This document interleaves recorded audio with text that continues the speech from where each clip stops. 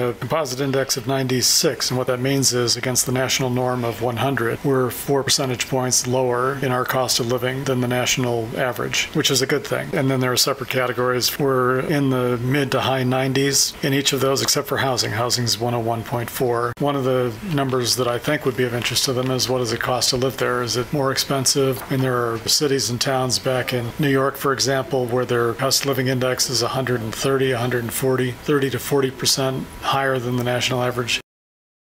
Both Saturday and Sunday, we have our balloon lifts, our launches at 6:45 in the morning, so early for the launches. And at 6 a.m., field opens up to the public. And we have this year a record number for us, 24 plus 1 balloons. And the plus 1 is going to be a tethered balloon where the public can come and pay a small fee of $20 and go up in a balloon. You're still grounded to the earth. And my understanding is when you're actually out and moving with the wind, dead silence. So peaceful. So we're setting up targets at different areas. And so once they lift off, they drop sandbags, and there's a competition to see how close they get to the targets this year. If you have to get around and then being able to drop that on the target. 7:15 to 8:30, dusk, sundown. We have the balloon glow on Saturday night. The balloonists are on the ground and they just fire up the balloons. And that's going to be near the RC field on the south side of the event center.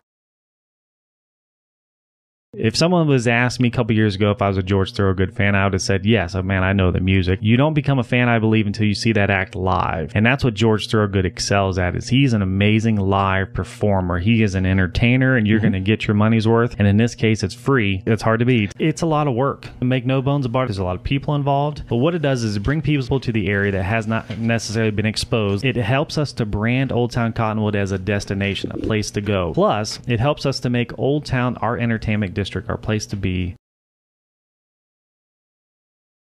We're going to have a barbecue. We're asking folks for a suggested donation to help us cover costs. And then we'll have some displays of some of the work that we've done. Maybe most notably will be our award-winning Rambling River stream table display. We're also offering a number of field trips that will head out into Watson Woods Riparian Preserve to take a look at some of the bird life, the reptiles and amphibians that we've studied over the years, as well as plants and restoration. Here in the Prescott area, where we've got so many people, just like myself, I've been here less than the 25 years that the organization has been, but the landscape and the environment here is unique compared to a lot of other parts of the country. So folks need to learn about how this landscape works. We're always looking for volunteers to work with us on noxious weed eradication and removal type projects. And so there are many different opportunities, and those are things folks can talk with us about while they're here.